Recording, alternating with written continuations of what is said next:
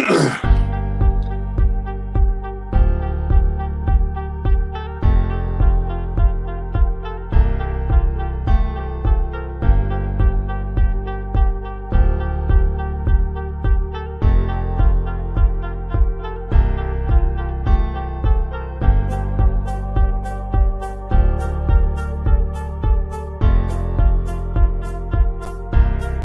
to Truman's Town Hall with your host, Matt Truman.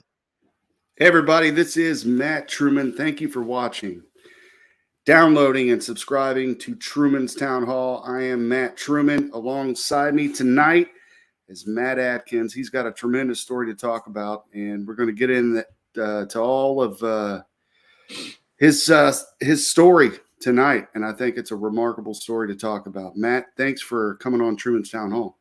Oh, it's a pleasure to be here. So we'll just start off. You spent 7 years in a state penitentiary. Now you're a preacher. Yeah. Is that right? Yep. And that's what we're going to talk about tonight. So let's just start off with the beginning. So, your childhood, growing up, and how you got into prison, and then we'll get into how you just turned your life over to God, and now you're preaching. All right. So you want to start with my childhood? Yeah. Okay. So I was born in Dayton, Ohio, and I lived there, actually in Sydney, Ohio, with my birth mom until I was 3 years old. And then I ended up moving to Kentucky with my dad at 3, and then it was visitation. I was back and forth through the remainder until I guess I graduated high school. So I was a buck Billy, as people call me. I was born in Ohio and raised in Kentucky. I'm from I say I'm from Pikeville, Kentucky. Lived on a place called Greasy Creek. Okay. How was that like? Growing up in love Kentucky? the mountains. I live in Sydney, Ohio now. My wife and I recently moved here back in November of this past year, so we've been here 6-7 months. Well, welcome back. Yeah, and that's part of the testimony we can get into tonight, what the inspiration for the move. But I loved growing up in Kentucky. It's the mountains, it was nice. Go So was it a rural place, or was it city, or it was rural. Suburbs? Rural. Okay. Yeah. So dirt bikes and all mountains, hunting and fishing and all that. Oh yeah, holler boy. All right. Yeah, I got my Finn Commander shirt on. This is kind of a relaxed podcast. This isn't like because Matt comes on Sunday nights with us, and we talk about the Bible and Jesus and God and everything in between, different doctrines. And then he shared with us one day that he had this thing where he may have spent some time in a penitentiary. So that's why we're here. But so you do a lot of fishing, hunting, and stuff in Kentucky. Yeah, I used to be big into bass fishing. I fished a lot of bass tournaments for probably about 3 years. Really? How'd you do? Done pretty good. I enjoyed it. Did you put any of those weights in the bass when you were done? I did not try that. Did you see those guys? I did. That was a big deal. Oh, man. That was hilarious. I could not imagine having the gall to weight your fish so you could. Oh man, those dudes were mad. Anyway, yeah. See, I go off track on Truman's Town Hall a lot. So you're in Kentucky. You're growing up. You're going through high school. You graduate. What happens after this? Well, the story really starts before. Okay. A lot of people think this is crazy, but it's real. So you really got to pay attention to your kids and watch how you're raising them. I say it all the time, raise your babies in church. Start teaching them about God at a young age. Now, my family in Kentucky, they were Christians.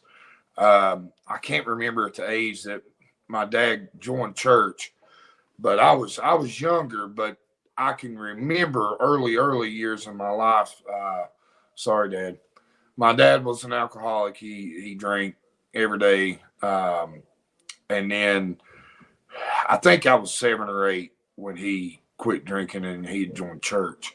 But then when I come to Ohio, sorry again, family, it's just drinking. Everybody drank. So on both sides of my family, like my papa, my dad, all papa's brothers, everybody was drinkers. All back through that generation. And my family on my mother's side, they all drinkers. So I had that around me on both sides for years in the early part of my life. And so at a very young age, alcohol was ready available to me. So I started drinking really young, probably 8 or 9 years old, was probably the occasional, hey, it's fun here, have a beer. And then I always had older friends and always hung out with the older crowd in my life. So, when I was 10 years old, I'd already drink on the occasion, and people around me was all older. I'm talking mid-teens, 17, 18, and I was just kind of always right in the middle of that crowd. So I started at 10 years old. I was already introduced to drugs and alcohol. And the drugs started as a recreational thing. It was just the kind of fun thing. Hey, throw us little boys some dope, let him get high. What kind of drugs? First drug I ever done at 10 years old was cocaine. I was doing cocaine for probably on the occasion of 2 years before I even knew what marijuana was. Wow. Yeah. That's a big one. Yeah. And by the time I was 12 years old, I was starting to get in heavily to pain pills. And anybody, I know everybody knows about pain pills and the roller coaster that takes you on. When they get a hold of you, they've got a hold of you. That began around 12. And I apologize to everybody that's watching for my voice. I've had issues with sinus and allergies, and we've been talking about doing this for a week and a half or so, and I've been trying to wait till my voice gets better, and it just comes and goes. But by the time I was probably 14, I was severely addicted to pain pills. I was having to find a way to come up with something every day. Yeah. And for years and years, I managed it. I guess you'd say, and if you're watching this and you've been an addict or you're in addiction, you've said it or you're saying it now, I'm a functionable addict. I had myself convinced that nobody knew. I had myself convinced that I could live a normal life day to day, and they just helped me get through, but they didn't affect my character or my personality. How would you get a hold of the pills? Steal them from family members, medicine cabinets. I started working at a real young age too, doing like yard work for people on the holler and neighbors and this and that, cutting grass and doing weed eating, little odd jobs, made my own money. Sure. I found, like I said, I always had older friends, so it was easily. About what year was this, or the years? Was this 90s or early 2000s or? 90s is when it began, but it continued all through the 90s. And into the early 2000s. Yeah, and that was a big time for pain pills. They were everywhere. You can get them anywhere. It Oh, yeah. wasn't, yeah, it wasn't until after that to where they started cracking down on all of it, and then that's when people switched over to heroin. Yeah, Did you ever get into that? I did. Yeah. Okay. Yeah, it was the opiate type buzz that really, that opiate high that really had a hold of me. I Yeah. tried to give you a list of the drugs that I used to do and would have at that time said I enjoyed doing. It would be easier for me to give you a list of what I didn't mess with. But the narcotics, that opiate type high and heroin, that's what had a hold of me. Yeah. So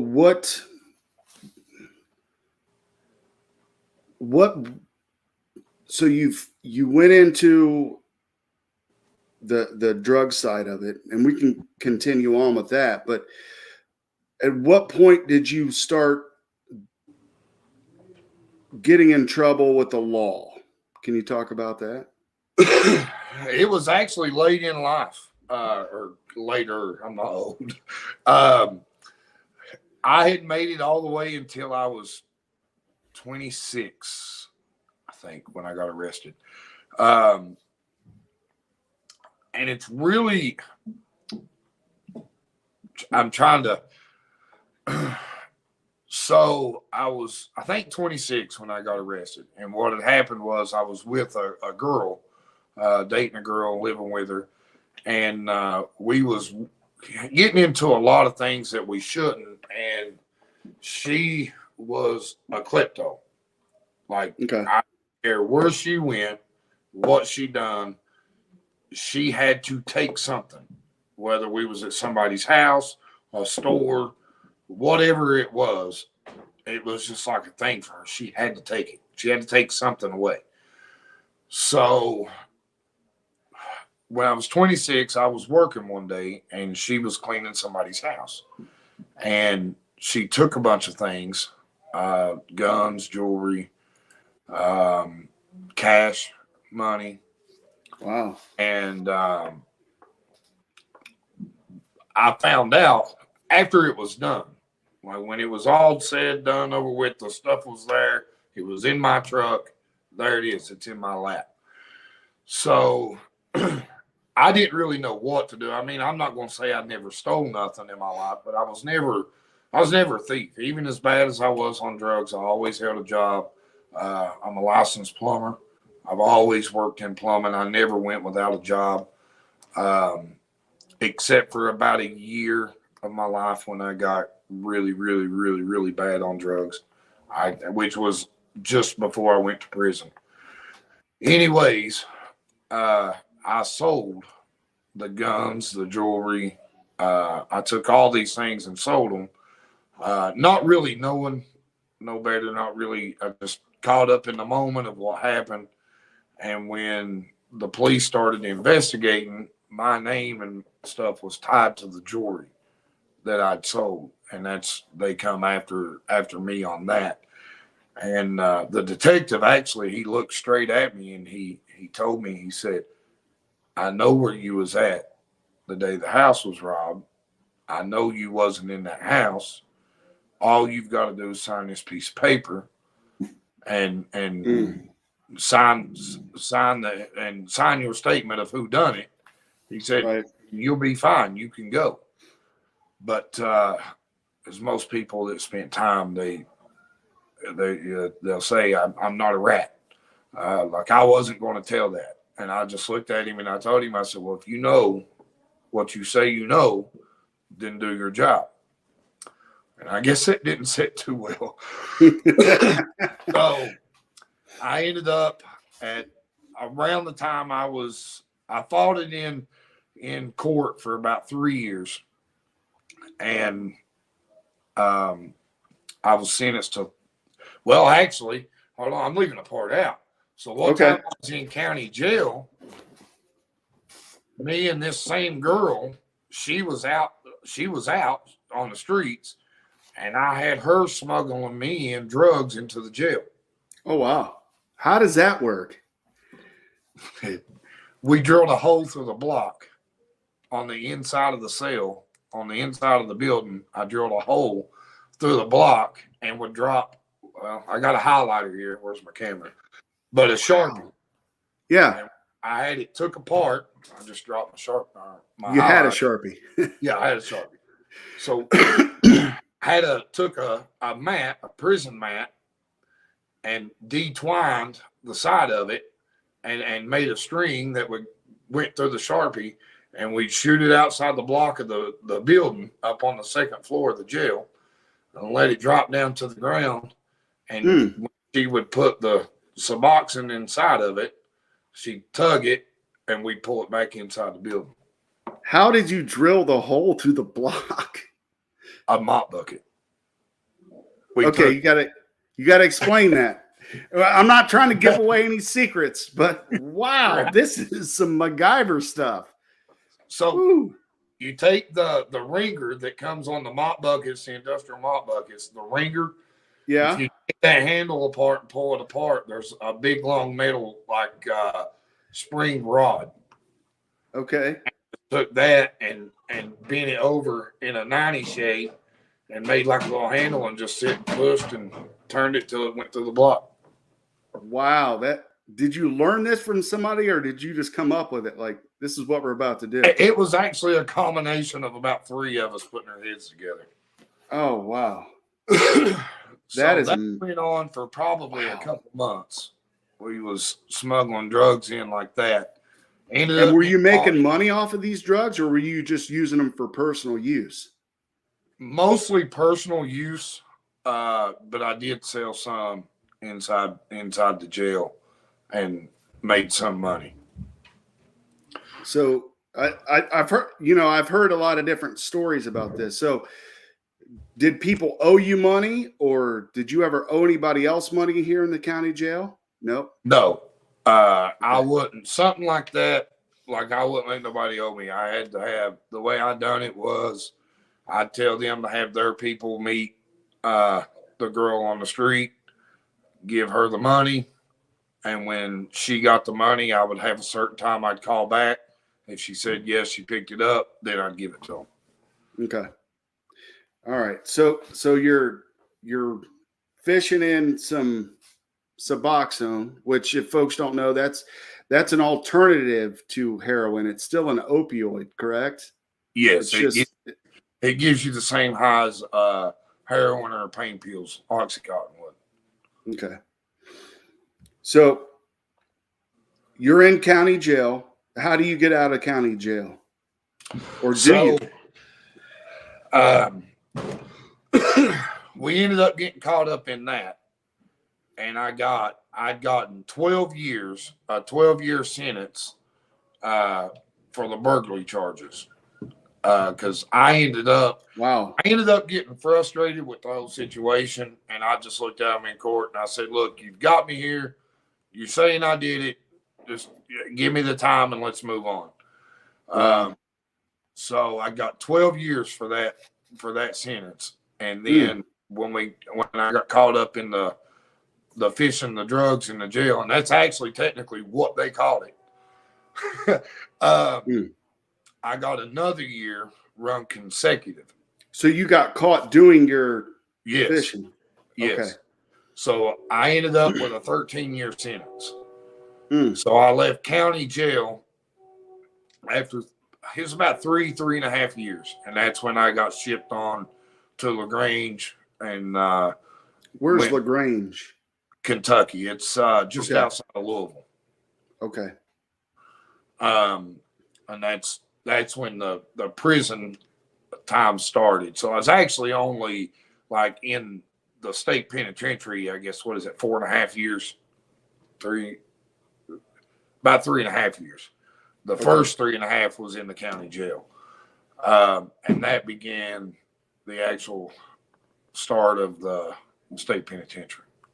So when you're in the county jail for 3.5 years, is this all for the trial that you had to go through, or was it part of the sentence? It was until they was really slow everything they was doing. That's why I ended up getting frustrated. They just kept deferring my court dates and putting it off. And it literally took them. I didn't even take it to trial. I took a plea deal. That's when I got frustrated. I'm like, look, just offer me something. Give me something. So I never went to trial. I ended up taking a plea deal, but it took them over 3 years to even offer up the plea deal. So then they give you 13 years with time served? Yes. Okay. Yeah, the time counted towards the sentence. And then LaGrange is the state penitentiary that you went to? Yes. Luther Luckett was the actual facility I ended up at. What was time like in there? It was different. Yeah, different than county. Oh, yeah. During the time that I was there, there's 3 prisons in the state of Kentucky that's classified as the rough prisons. And for about a year to year and a half of the extent that I was there at Luther Luckett, it was rated the most dangerous prison in the state of Kentucky. Wow. For the fights, stabbings, and deaths even. So I know a lot of West Coast prisons, they click up in gangs and different things like that. Is that similar to what happens there? Yeah. Okay. Did you have to get involved in that stuff? I was actually fortunate enough. The day I got there, I had a gang they tried me. They come to me and wanted to steal my stuff, and I stood my ground. And I stood against them, and I actually jerked one of the gang members inside. I don't really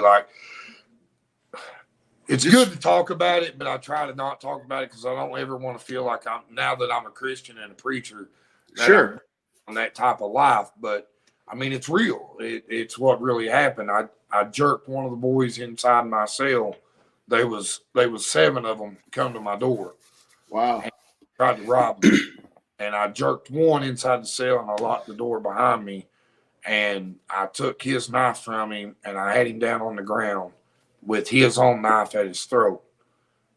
And I told him that, I said, anytime anybody, I said, y'all be prepared. I said, if you come after me, we're going to fight for it. Right. And after that was the one and only issue. The first day I got there, that was the one and only issue I had. I had gangs approach me and ask me to join, but I never had to. I guess I just made so many buddies with so many of the different gangs and their leaders, as you call it, that I just shot callers. Do they call them shot callers and key holders and all that? Yeah. Okay. So you were just an individual among everyone else. Yeah. And so I know, like on the West Coast prison system, that's not looked upon favorably. How is it looked upon where you're able to talk around amongst everyone? Is that I don't think you never had no issues there? No, because I'm sure that the prisons in the state of Kentucky, anyways, it's not that as serious as, because I always even said this. I would laugh at them boys in the gangs. I tell them right to their face. You know, y'all say you're in these gangs and stuff, but Kentucky gangs, if anybody was watching that's in a Kentucky gang, they're going to argue this, but they're not affiliated with any of these major gangs that's in these major cities and stuff, you know, like out in California and Florida and St. Louis. And they say they're affiliated with them, but there's no affiliation from what I understand. From what I truly gathered, they're just street gangs. So it's not as serious as what it would be in them major prisons. Now, there were people that, you know, I say like I was just a free person, you know, inside there. But like there was just a lot of people I stayed away from because I didn't want no part of what they were doing to to even remotely get caught up in that mess. So were you still looking to score drugs in the prison as well? Were you still on that? No, by the time that I got to that point, after I got into all that mess in the county jail, that was kind of the turning point for me.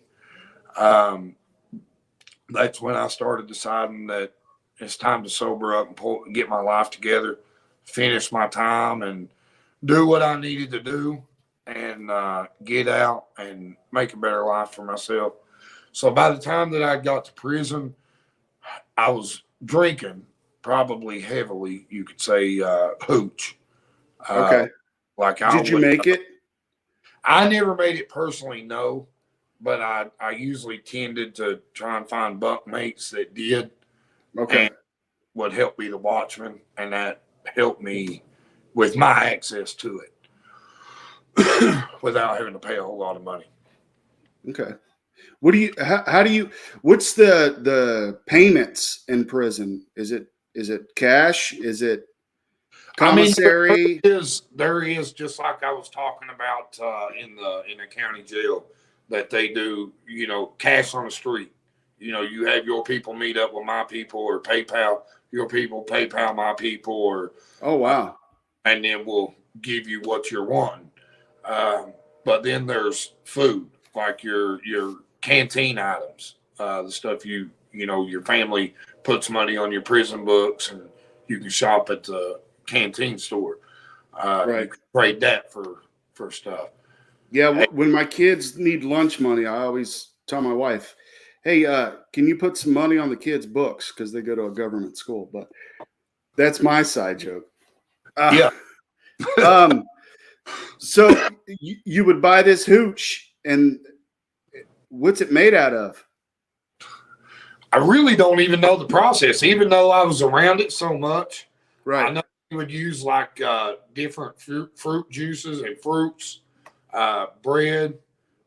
They would have like it was a whole process. They would have the kitchen workers. They pay kitchen workers to steal like yeast and certain things out of the kitchen that they needed to concoct it all up. Wow. And okay. Wow. And it would be cooked in a garbage bag. Yikes. Through the sun or? No, just sitting in a cell. It would take, because you couldn't heat it and you couldn't sit it out in the sun in prison, like you would literally, to make a batch of hooch, like you're talking a week plus process. Okay. So who did you meet in prison? Did you meet anyone in prison that helped you continue to get off of this, or did any of that help, or was it strictly everybody's looking to get away from this mindset that they're in day to day, so they would drink the hooch or use drugs or whatever? To be honest with you, a lot of people in prison, and this is where they need to work to do something different, and they offer programs and stuff, but most people, even I was guilty of it. I was just taking programs just to help knock time off my sentence. Sure. As you complete programs, it knocks time off your sentence. What programs would you take? Anything and everything that was available. Like okay. I even took drug programs, Thinking for Change. Did they help you? To me personally, like at the time, I wasn't really taking it real serious because I was basically just doing it to get time knocked off. Right. But it did make me think about some things different. Like there were some discussions that caught my attention and I paid attention to, and I was like, I really failed there. I wanted to blame this person or that person, but I really dropped the ball there, and I see that it was me now and not them. So there were parts of the program, if you could keep an open mind, that it did help. So they sprinkle in some stuff that'll catch folks. Oh, that's yeah. Good. That's good. There's just so so many people that's just so caught up in that life. They have it embedded in their own brain that I can't change. I am who I am. I'm stuck in this life. When I get out, I don't have a chance. The police ain't going to let me. The system ain't going to let me. The system has me. So why try? People get so caught up in that. And if you don't give yourself a chance, nobody else can give you a chance. What do you think's the main reason, or the main few reasons, that folks stay in a lifestyle like that? Because there's a lot of recidivism where people go out, they get out of prison, they go back in, they get out, they come back in. It's family. What? It's love. When you come out, if your family's not there to love you and to support you and to truly help you and keep you uplifted and try to keep your mind in a good place, it's like starting without a chance. Yeah. And that's one thing I got to say about my family on both sides. And by the way, I did talk about all my family I had alcoholics on both sides. I never had a chance. I do want to say now that everybody in my family's sober. So after I went through all this mess during that period in time, all my family in Kentucky, they're all Christians, have been in church, have been. And all my family in Ohio has gotten sober. They've cleaned up. There's nobody that I know of drinking no more. But I had really good support. When the day I got out, I was just overwhelmed almost with love and support from my family, even as wrong as I done them. I know that my mom and dad in Kentucky is watching. Should be. They had youth group tonight, but they will be watching if they're not actually watching while this is live. Man, they showed me so much love when I got out. And things were stolen. What time I was with this girl, jewelry was stolen from my mom and dad's house. Things were taken from my own parents, and I took them and sold them. And they supported me every step of the way. They stood by me. They never turned their back. It broke their hearts. They got mad, naturally. But they stood by my side, and they showed me nothing but they loved me and cared for me the whole time. And when I got out, I was able to parole to their house. They began to talk to me about going back to church. Well, let's get into that part. Let's finish up. So you're in the penitentiary right now. What are some moments in there that really stand out to you that you think others should know about, or that are interesting or funny or whatever that you could talk about? Well, the way to survive would be don't pay attention to what nobody else is doing. So it'd be funny, like, you'd be walking through prison, but you had to walk dead straight. You didn't want to be caught looking around, because then you're being nosy and watching what's smile. I just always thought that was so funny, because when I got there, everybody's like, now walk straight. Don't look in there and look in there. And I'm like, come on, man. What is this? Right. It was just funny to me, but like, it really got my attention. Like, I wasn't there 2 or 3 days, and I watched a boy get stabbed somewhere around 30 times, 27 times, I think. Got stabbed on the weight pile. So wow. I knew then I was in a real serious situation, and it was do what I had to do, stay to myself, and get home to my family. Do you know what he got stabbed for? Or? I'm sure it was drug stuff. It was a gang stabbing. Yeah. Wow. That's right. How many of those did you witness? I think I saw 9. 9? 9. Wow. Was that the worst one that you saw then? As far as the stabbing goes, yes. But I actually saw a physical altercation, just a fist fight, that way worse Really? Yeah. Anybody murdered in there like that, or? Yeah. Yeah. And you witnessed that. Yeah. Wow. Yeah. That's tough to deal with, man. It's real hard. It if you really pay attention and really let it set in, man, it's humbling. And I know that might sound weird, but that really brings you. You're either going to, when you see that, especially more than once, it's either going to, you don't care and you're just going to stay caught up in it, or it's going to humble you to a point that this ain't for you, and it's time to get out of this life. Right. So you obviously maintained enough so you were sentenced to 13, you got out in 7, right? So 3.5 in the county, 3.5 in the state penitentiary. So they cut your sentence in half. How does all that work? Can you explain that a little bit?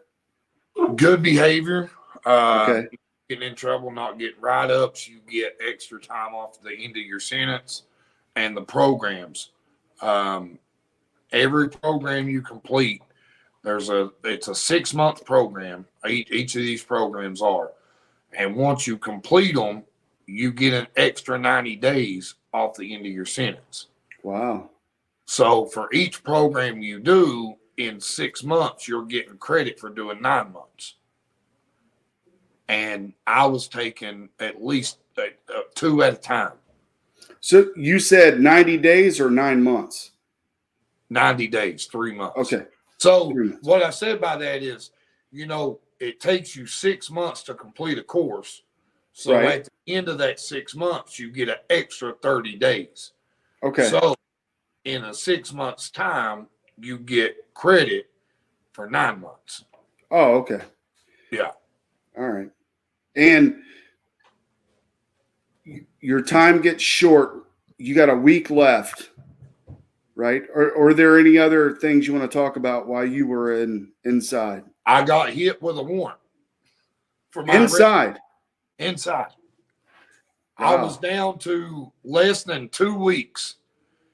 I was actually starting to fill out my home placement papers, and they had already called my mom and dad where I was doing my home placement at to get everything set up and verified. And they called me up front and served me with a warrant for my arrest, and that I would be transferred from there back to Pike County Jail to start court on another charge.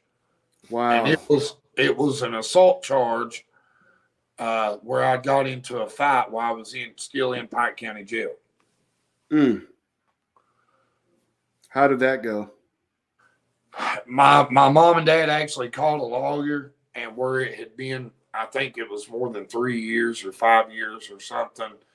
The lawyer ended up getting it took care of where I'd already done so much time, and I had to sign paperwork saying that I wouldn't have no contact or be within, I think it's 100 yards or something of that person that the warrant was filed for.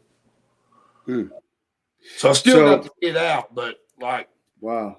Like when I got there. How does that make you feel? You're getting ready to get out, and then they go, "Oh, by the way, here's a warrant." What does that do to you? Oh, it tore me down. I was in a wreck for 2 days. I didn't even get out of the bed. I just stayed in my bunk. It tore me up. I was just. I can imagine. After 7 straight years, you really start.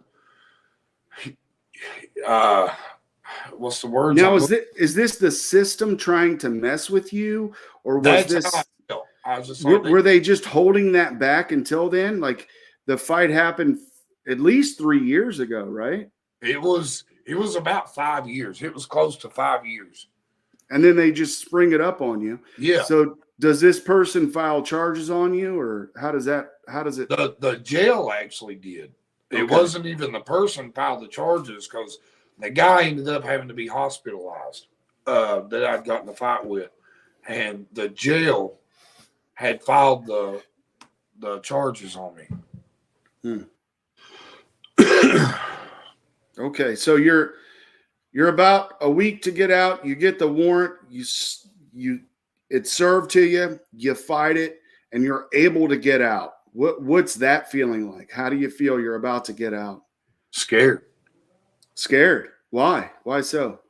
Because it had been 7 years, and for 7 years, I was told what time I was allowed to eat. Yeah. I was on a schedule for 7 years. What time I had to get up, what time I had to go eat breakfast, what time I had to go eat lunch, what time I had to eat dinner, what time I was allowed to go out and work out. Sounds like the Army. Yeah. Then I was told what time I had to go to bed. And several times throughout the day, whatever he's doing, you'd have to stop and go stand and line up for counts. So for 7 years, I was in this kind of boot camp like lifestyle, and I was told everything to do and everything not to do, and it was scary to know you're going home and you're back on your own, and real life starts again. Right. Okay, so you didn't get ordained in prison. No. Nope. When you got out, were you looking to get back into drugs and drinking? Were you ready to party, or was it, okay, I'm getting out and I got a second chance at life. Let's switch it up. I knew that I wasn't getting back into drugs. Mine dead set. I was not getting back into drugs. I couldn't wait to go get a can of beer.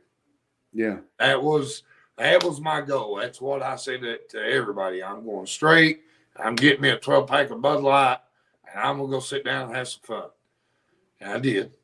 I got straight back into drinking once a week, once every 2 weeks, ended up turning into every single day. Yeah. And, how much are you drinking every day? For a long time, I was drinking a case to a 30-pack a day. Wow. That's a lot, man. Yeah. I had met a woman, my wife now. We got married. I was raising her daughter. Her daughter was 2 years old. I started raising her as my own. Down in Kentucky, you guys are? Yes. Okay. I started raising the little girl as my own. Like she's my daughter. And was working every day. But from the time I got off work until I went to bed, I was drinking. And it started causing us all kinds of problems. All we was doing was fighting and arguing. It got so bad that it led us to divorce. And we were divorced for 4 months. And right at the end of that 4 months, I just got I was just over it. I was done. I was tired. And I called her and I said, you know what? I want to talk to you. So we got together and we talked, and I told her, I said, I'm just sick of this. I said, I want something better. I know there's something better, and I know where to get it. I said, I was raised in church, and that's what we need. We need to start going to church. We need to get Jesus in our lives, and we need to get it put together, fix our family. And that's what we did. We started going to church, and God was dealing with my heart already. And I was running from it. And how do you mean that? What was God doing? He had me under conviction. I knew what I was supposed to do. I could feel the pounding in my chest, and I was having dreams about the end of time, and just scary things, just scary dreams of my family leaving and me left here. And my dad, like I said early at the beginning of this, my dad got in church and got saved when I was 7 years old. And in my teenage years, he had started preaching. And up until I was 18 years old, I had to go to church. I was made. I didn't pay attention like I should have, but I was made to be in church until I moved out of the house. As long as I lived under his household, I had to go to church every Sunday. And I thank God for having parents like that. But I just knew in my heart what that conviction was and what that drawing power was. And I knew what I needed in my life. And I just kept telling myself, not yet. I'm too young. I've got time. Well, as we started getting into church and stuff, my wife started getting under conviction, and she went to the altar. Actually, she woke up one night. She just looked at me. She sat up in the bed. She said, "I can't do this no more." And she ran into the living room, grabbed her cell phone, and she called one of the preachers from the church. And I could hear. I was laying in bed. She's like, "Pray with me. I need you to pray with me. I want God in my life. I feel like He's forgiven me, and I want to pray." And so, did this happen after the divorce that you guys had? Yes, we were back together. And okay, so she, I just want to point. So she saved your life. Is that a good way to put it? Jesus saved my life. Jesus, right? But she gave, like, when you split up, you realized. She's what made me realize that, I loved her and I loved my daughter that I'd been raising, and now I lost this. And it was kind of like reality was really starting to set back in. Hey, I lost everything once. I ended up in prison for this same stupidity, this same mess that I'm taking myself back into. I'm going right back down that same road. I'm losing all my relationships, and my family don't want to talk to me no more because I'm a drunk. And I was just sitting there. I was like, I want my family. I want my wife back. I want my mom and dad. I want all my family back together, and I'm not going to do this again. And she's a strong woman for taking you back after all that. Yeah. Yeah. But she did make it very clear I'm not drinking no more. Yeah. So you're back together. She's on the phone talking to a pastor, asking for prayer. We'll just go back to that. So I heard it, and I knew right then God started dealing with my heart. And if you're watching and you're Christians and you're saved, when your heart's beating out of your chest and you can feel God whispering, "Go give your heart to me. Come to me. Give it to me. Let me have your burdens and your worries." You know what I'm talking about.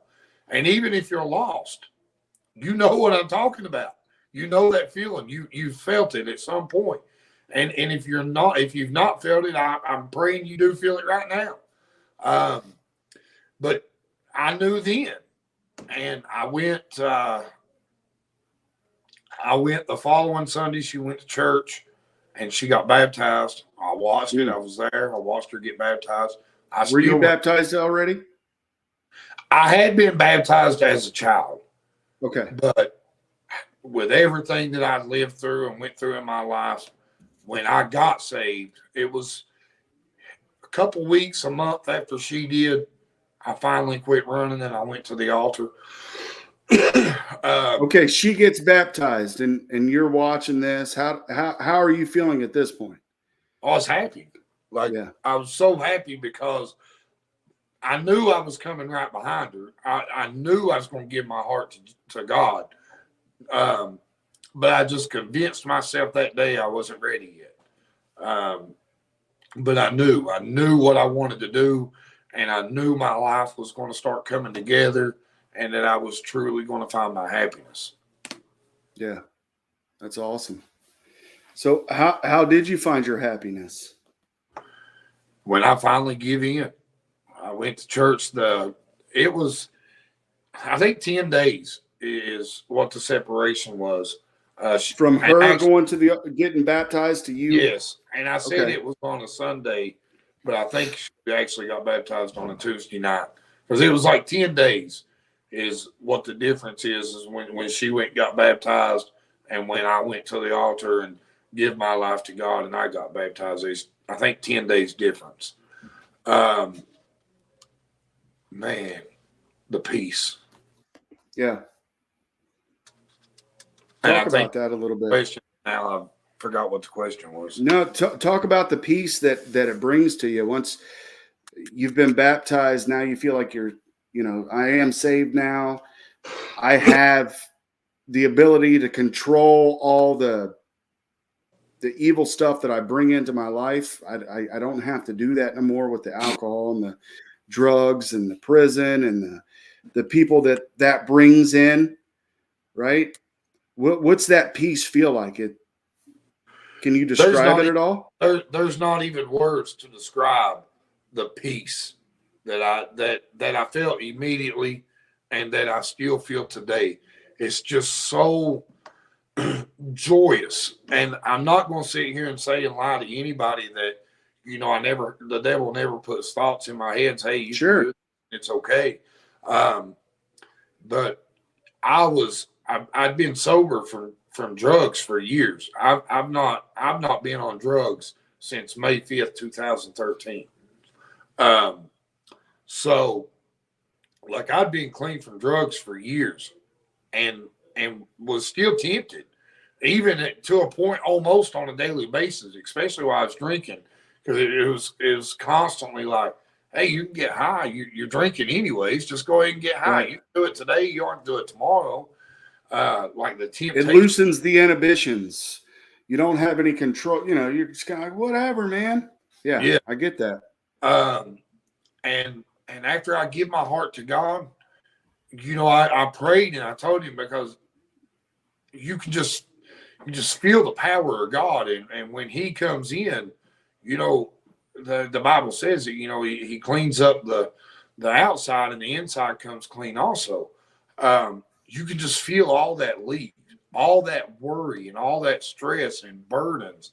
You don't have to carry it no more by yourself. God's right there to carry it for you. But, as Christians, what we got to do is truly let go and let God have it. We got to truly just give it to him. And I can sit here and honestly say today, yes, sometimes the devil does put the random thoughts in my head on the occasion. Boy, wouldn't a beer taste good? Or wouldn't a pain pill make you feel good? But it's easy to just brush that off now and just be like, get off my back, Satan. I ain't listening. Yeah. And it's just such a stress-free life, just that I can live and enjoy every single day of my life. And I don't have those worries no more. And I don't have those cares of thoughts no more. It's just so peaceful and easy. I hear addicts say today, it's not easy. It's not easy. Well, you can't do it on your own. First and foremost, you can't carry that burden alone.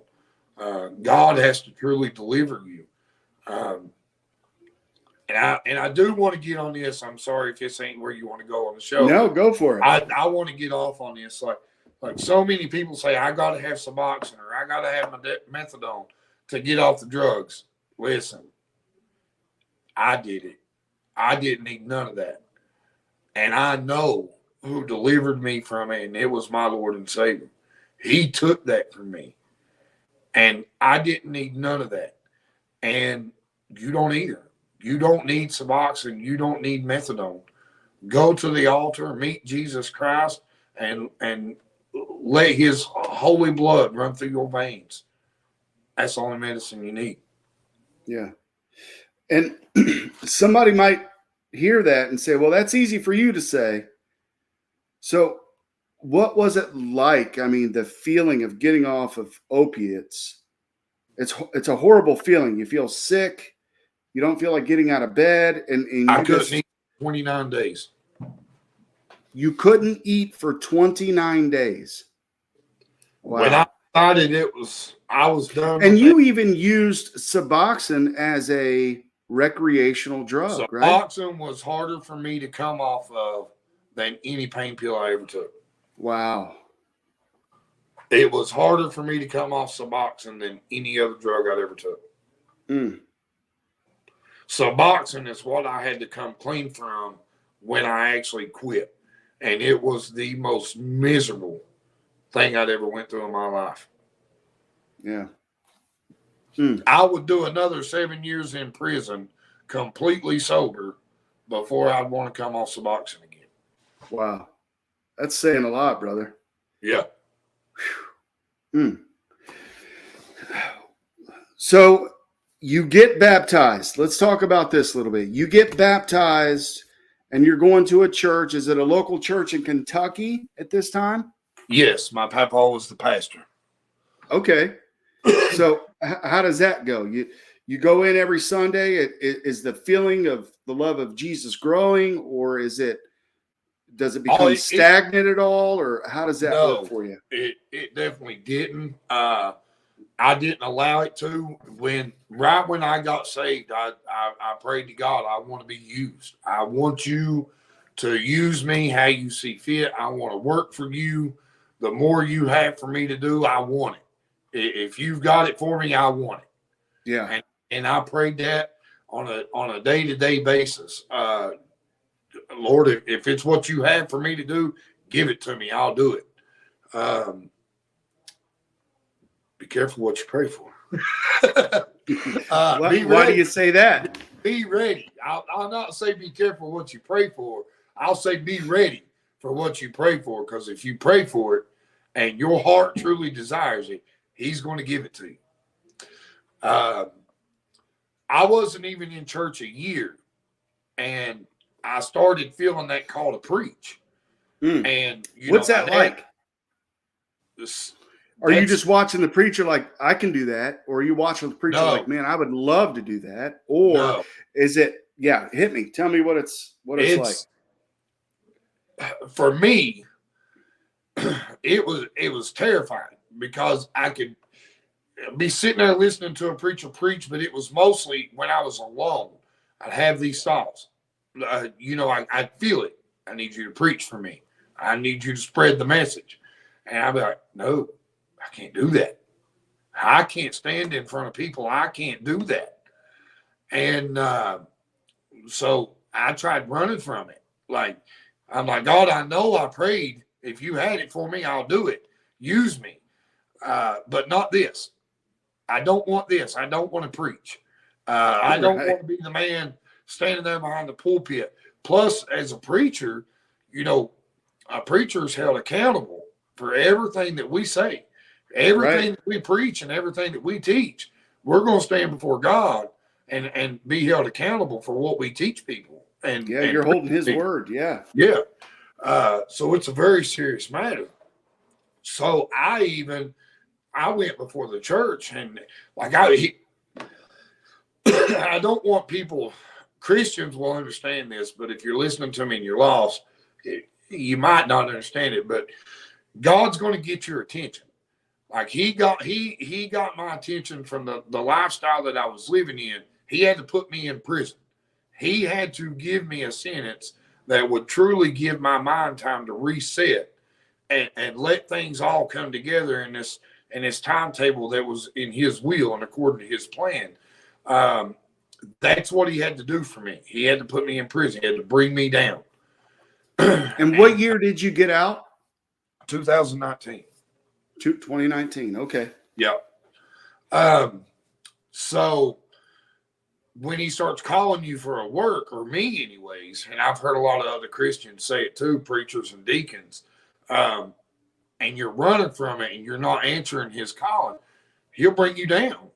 He'll knock you down some and not let so much prosper in your life, and because he wants you to be obedient to what he's wanting you to do. And it was just constantly consuming me, and I was feeling burdened again.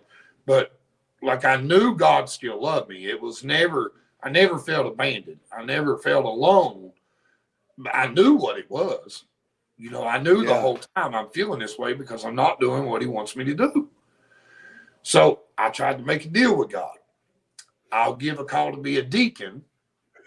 I'll be a deacon for a while, and we'll go with that for a little bit. We'll see how this one works out. Yeah, and then if you still want me to preach after a little while, I'll do that. But let me start with this. Let me take baby steps. So I give my call to be a deacon in the church, and I was already singing and playing guitar in church, and I would start getting carried away sometimes in testimonies, and everybody's like, "You ain't supposed to be a deacon. You're supposed to be preaching." Like everybody else was seeing it too. Like everybody knew, could feel it coming from me that God was calling me to preach, and I just wasn't doing it. I was running from it. I started doing lives on Facebook, and would give little testimonies, and I would say Bible studying or Bible teaching, and because I couldn't call it preaching because I wouldn't get my call to preach. And finally, I'll never forget it. I started praying to God. I said, "Listen, God, if you're really calling me to preach, if you're really wanting me to preach, you show me. Just make me understand that I'm not supposed to be a deacon. I'm supposed to preach." The very next morning, I wake up. I stop at the gas station on my way to my job, and the woman asked me that I knew her name. I knew who she was, but I didn't know her. She's probably watching tonight, actually. She looks at me and she says, "You give your call to preach yet?" I'm like, "No, what are you talking about?" She's like, "You know what I'm talking about. God's calling you to preach." She's like, "You need to give your call to preach." So I left, didn't really think much of it. I left, and I'm praying to God. I'm like, "No, God, you got to show me. It's got to be clear, God." A couple of days later, I had a dream. Plain as day, I was standing in the pulpit. I was preaching. I was not just conducting a church service. I was actually preaching a sermon. So I woke up that next morning and I was praying to God. I'm like, "Okay, God, I'm seeing what you're giving me." I said, "If you'll give me one more sign, just show me one more time, I promise you the next church service after, I'll give my call to preach." So on a Tuesday, I was in Walmart, and I don't know what I was in there for, something, but I was over at the Bible section. I was looking at some Bibles and them little daily journals and stuff they sell in Walmart. That's where I bought this one at, was Walmart. Yeah. Yeah. I don't know if I ain't got my Walmart Bible in here.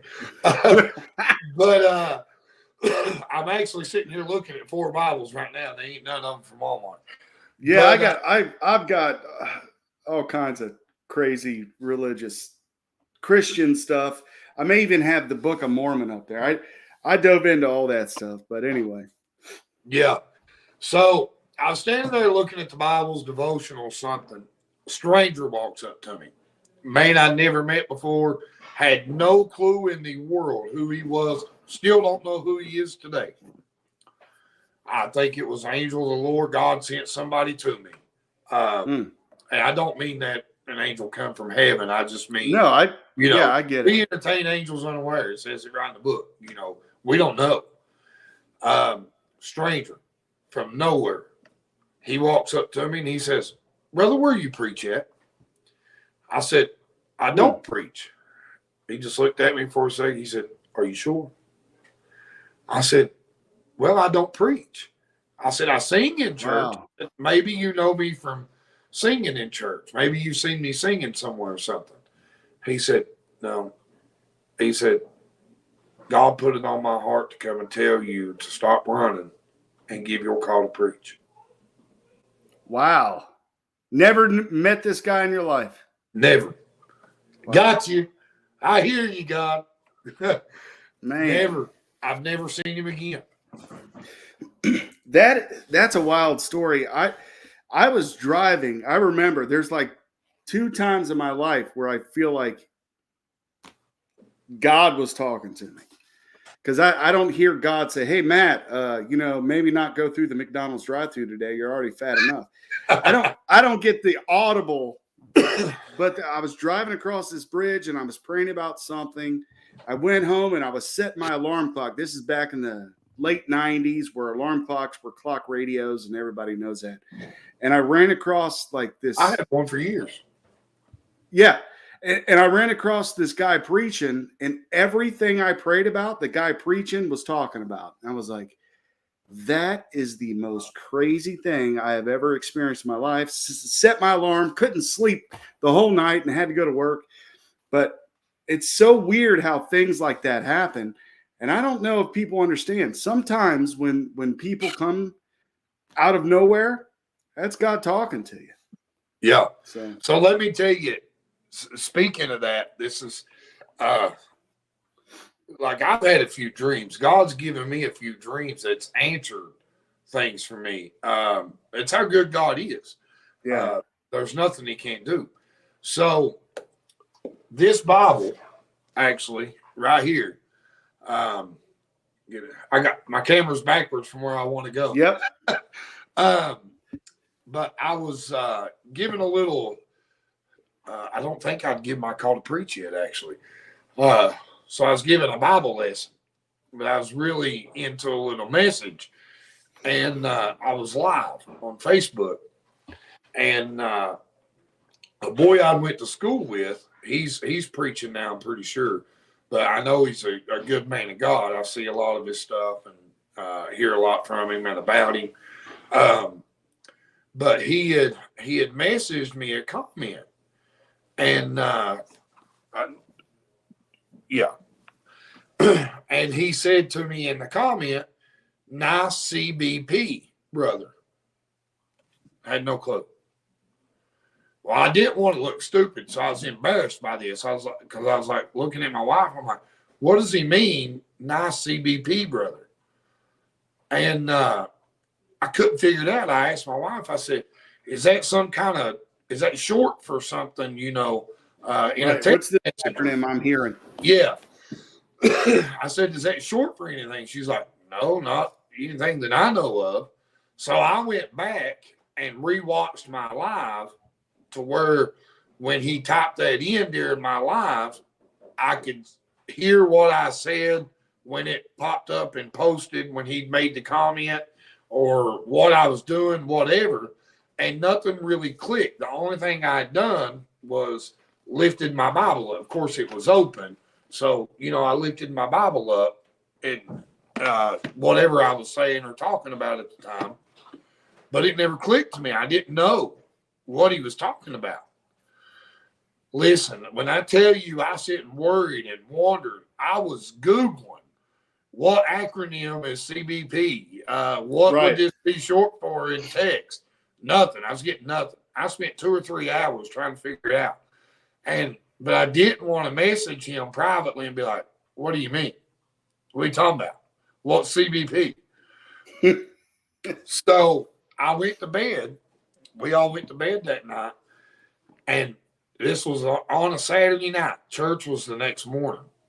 So I woke up from a dream just before everybody else woke up. Like I literally had the dream almost before our alarm clocks went off. And I sit straight up in the bed from this dream. And the dream was CBP. It was just a voice. I didn't see nothing in my dream, nothing. It was just black. But I could just hear a voice. And it said, CBP is the publisher of your Bible, my son. Plain as day, that's what it said to me. So when I woke up, I laid back down, after I sit up in the bed. And when I woke up, I looked over at my wife and I said, I had a dream that CBP is the publisher of my Bible. And she said, what are you talking about? I said, I don't know, but I'm going to go see. So I jumped straight up out of the bed before I even went to the bathroom. I walked straight into the living room. I grabbed my Bible. I pick it up. I look at it. And I don't know if you can see this or not. Yep.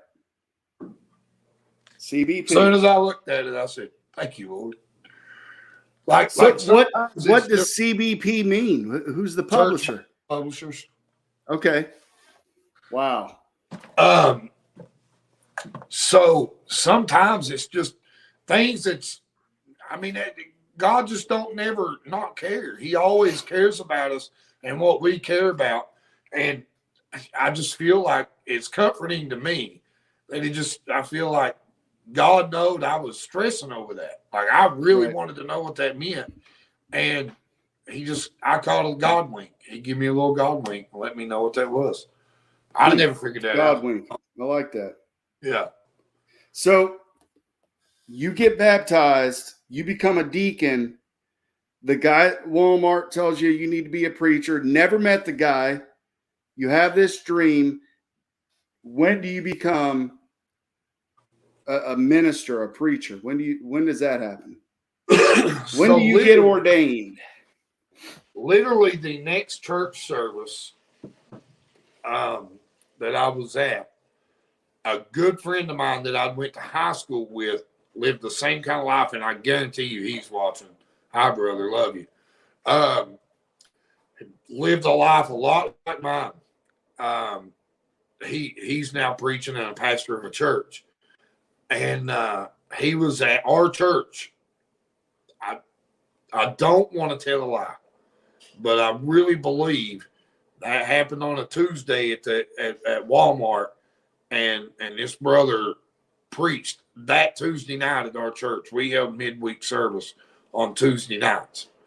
I think it was the exact same night. And the message he was preaching, it was about running and not answering to God's call. And I can't remember the exact message word for word because I was tore up. When I tell you, brother, I was sitting there chomping at my nails, like I was just squirming in my seat. I knew. And it was just so clear, like, you've got to give your call to preach. And just as soon as the brother quit preaching, I stood up and I said, y'all, I've got to come up front. I got to come up to the podium. I got to say something. So I went straight up there and I announced to the church that God was calling me to preach, that I'd give the wrong call and God wasn't calling me to be a deacon, that I was trying to run from it and say I was supposed to be a deacon. And like I had to stand before the church and do that. And so the following business meeting of the church, which was 3 weeks, they licensed me to preach. And that's a year process. And now I'm actually going through the process of being ordained now here in Ohio that my year's up. Awesome. How's that going? How's the whole process going? It's going good. I think everything's going to be, if it's the good Lord's will, everything will be official and done on July 1st. July 1st. Awesome. But and, whether, even if something happens between man and they find a reason not to ordain me for some reason, I'm going to keep on keeping on. I'm going to do God's work. Good deal. So you're preaching now, right? Yes. You're developing sermons. So how does that work? Do you develop them before you go in on Sunday or Tuesday, or you just go up there and let the Lord lead you? I go up there and let the Lord lead me. Awesome. That's my favorite. Wayland does that. You do that, or Wayland's church folks, they do that, and that's my favorite. It almost seems robotic when folks plan out sermons and all that. I like it when it's just out of it. You kind of get an idea, like, I kind of want to talk about on that, and then you go, oh wait, we need to go to John 3 or whatever. Yeah, I like that.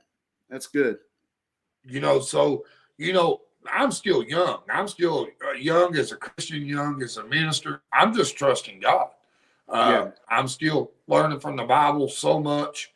Like I don't know the Bible like Brother Wayland does. There's so many more that, like, I feel least among my brothers preaching, but that's okay because God's going to grow me and he's going to grow me into the preacher that he wants me to be. I'm just trusting him.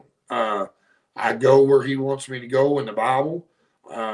There's times I can have something on my mind or on my heart going into a church service and get there and testimonies. People start giving their testimonies and talking about stuff and God changed it in a split second. And I don't have to know it in the Bible. I don't have to be well read up on it. I just trust in God and he'll put me there. and I'll read it. I'll read his words. I'll read his message, and he'll preach me. It don't need to be practiced out. So it appears that the church you attend, they don't turn anyone away. No. And that's great. There's some churches out here where you'll have folks or pastors who we don't want those people part of this church. I'm glad that your church doesn't do that. So I don't know. Do you feel comfortable sharing what church you're preaching at or anything? Or Piqua Free Will Baptist. They're Piqua Free Will Baptist. Yes. When's the next time you're going to be on the pulpit? Sunday. This Sunday at what time? 11 o'clock. 11 o'clock. So if we want to, are you guys on Facebook? Can people look at you there? Yeah. Piqua First Free Will Baptist. Okay. We broadcast live every Sunday. I share it on mine as soon as church is over, whether I preach or not. Right. If we visit and preacher, it doesn't matter. I share it every Sunday. It's broadcast live on YouTube and Facebook. Awesome. What else did we hit tonight, Matt? We went through the beginning to the end, but what else didn't I bring up that maybe you wanted to talk about? Maybe how God moved me to Ohio. Let's do that. How'd that happen? So I was working 2 jobs in Kentucky up until I owned my own business, owned my own plumbing business, and I was working for a company that had the maintenance contract at Pikeville Hospital, at the big hospital in Pikeville, Kentucky, and I was on the plumbing crew there, and excuse me, making pretty good money between the two. Was making it pretty decent. And then all of a sudden, it was just like, no matter how much money I'd make and bring in, I was working all the time. Like, we couldn't even get our bills paid. We owned our own house and property, paid for it.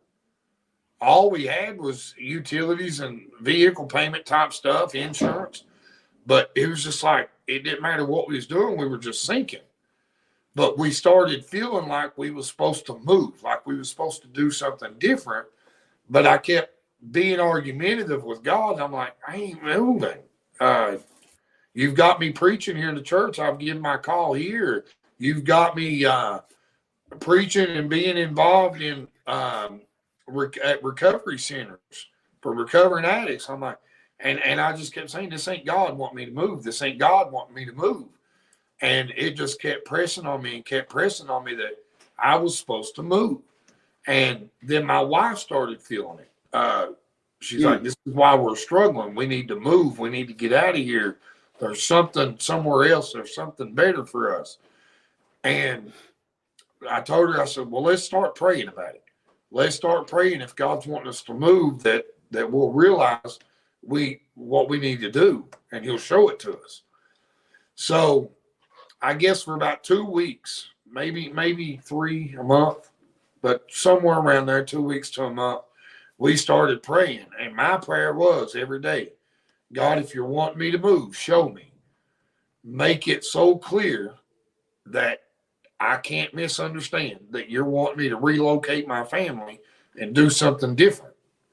And if you are calling me to move, I want it to be your will for your work. So as time goes on, like I said, 2 weeks, a month, I'm praying this prayer. All of a sudden, only people I mentioned it to was some close family. I think I'd mentioned it to my mom that lives here in Ohio. And she had mentioned it to my grandmother. Well, the company that I now work for had posted something on Facebook that they were hiring. But the post was they was hired for remodelers, experienced remodelers.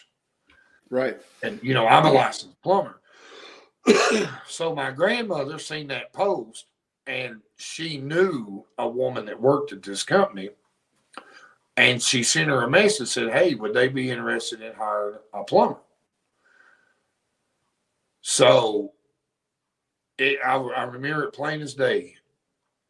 On a Sunday, the owner of the company that I work for, he calls me. He gets my number from my family up here, and he calls me and he's like, "Hey, I'd like to offer you a job.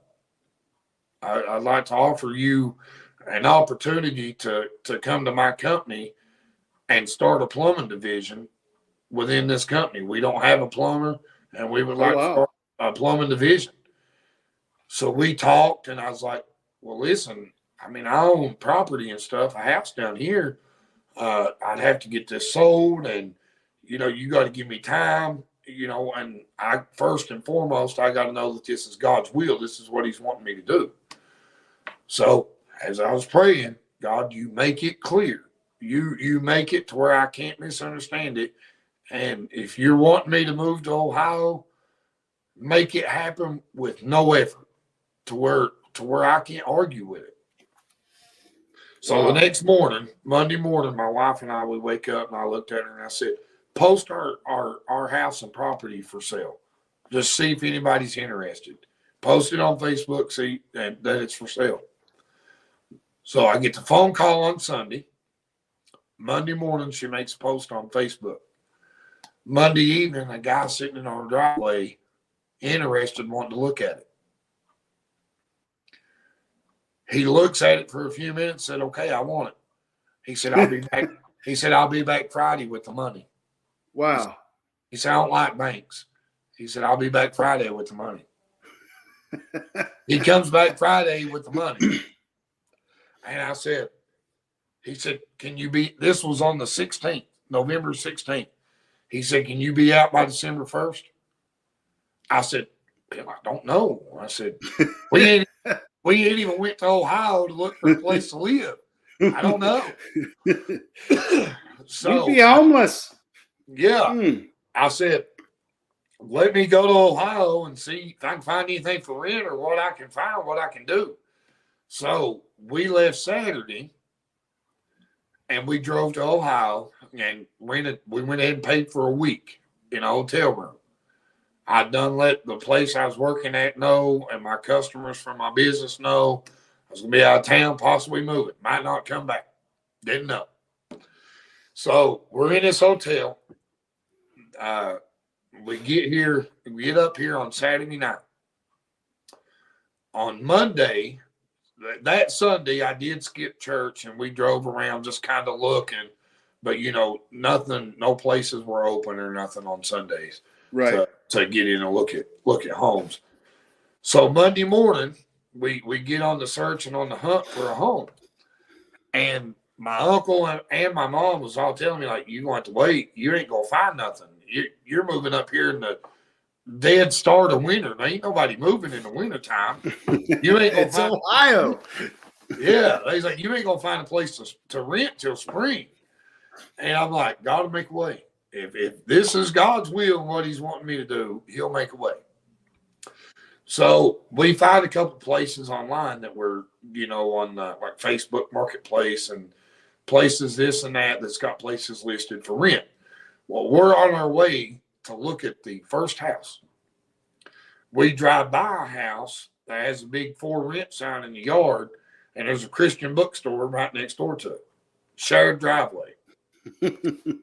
And I just looked at my wife, and she looked at me. She said, "Turn around, let's go see." Pulled in the driveway. A Christian family owns the house. They tell us the house ain't ready, that they're painting and doing some work, fixing it up, all this stuff. And they already had 3 applicants that they would have to look at first, that I would be the 4th one to be checked. They wasn't even going to let us come in and look at the house because they were fixing it up and painting and, you know, fixing some things right. from the previous tenants. And wasn't even going to let us come in. And as he stood there, he said, "You know, God's just putting it on my," he said, "I feel like I want to let you come in and look at it." He said, "Just show us some grace. We ain't got it done and ready yet." So we come in, we look at it, and we loved it. And I told the guy, I said, "Well, we're interested if you would be interested." And he said, "Well, He said it's probably going to be at least a month, maybe a little longer before we're ready to rent it. We need to get all this stuff done. He said, plus there's 3 other tenants in front of you. He said, so, I can't promise it. He said, we've got 3 other applicants. And I said, well, I'll be praying about it. I said, you pray about it too, and we'll see what happens. That was on Monday. First thing Wednesday morning, he calls me and said, hey, we've interviewed with the other applicants. My family and I sit down with all 4 applicants. We prayed about it, and we want to ask you and your family if you want to rent the home. And I'm like, well, I do, but we're staying in a hotel right now.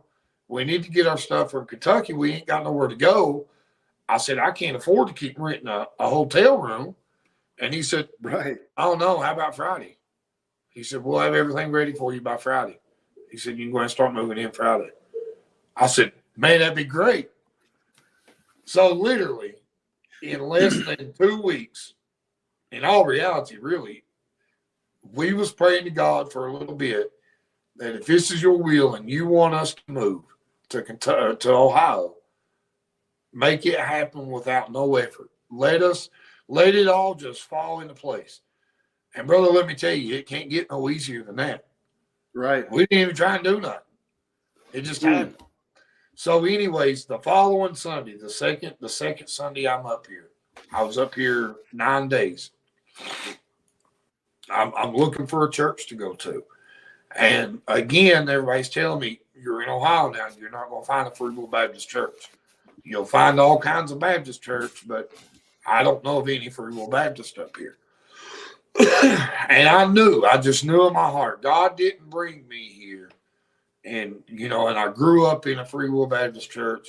God didn't bring me to Ohio, and he wouldn't want to send me to a church. He didn't have a church for me to go to. The very first, when I Googled churches in my area, I typed it in, Free Will Baptist churches in my area. Pickwill First Free Will Baptist was the first one popped up. And I looked at my wife, I said, that's where I'm going. We didn't even have our stuff from Kentucky, didn't have our clothes up here yet, nothing. So my wife's like, I ain't got clothes for us and the kids. You go check it out, see if we would like it, and if that's where we'd want to be. And then I'll go next week if you want to go back there. So I walk in the doors. I go by myself. I walk in. And everybody immediately, they all come. They show me the love of God.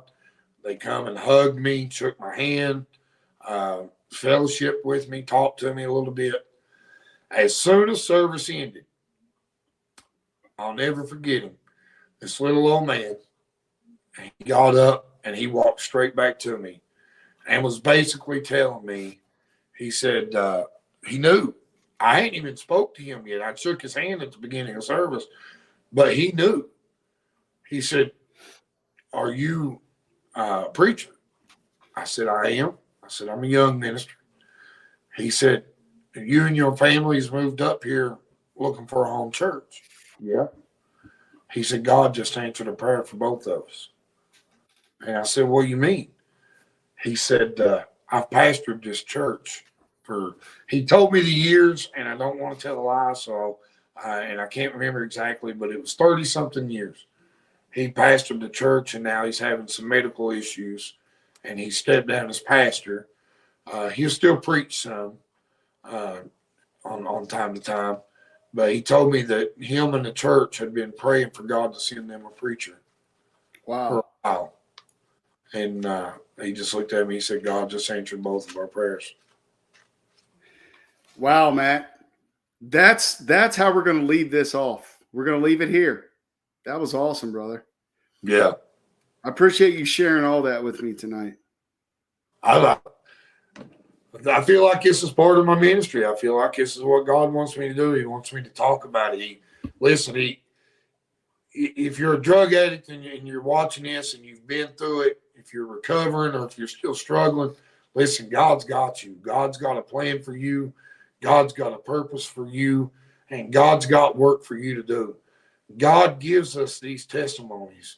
We live through these things because God knows we're strong enough that we can handle it, and that we'll get through it, and that if we'll trust in him and do his work and be obedient, he's got a plan far greater than we can ever imagine. That's good, man.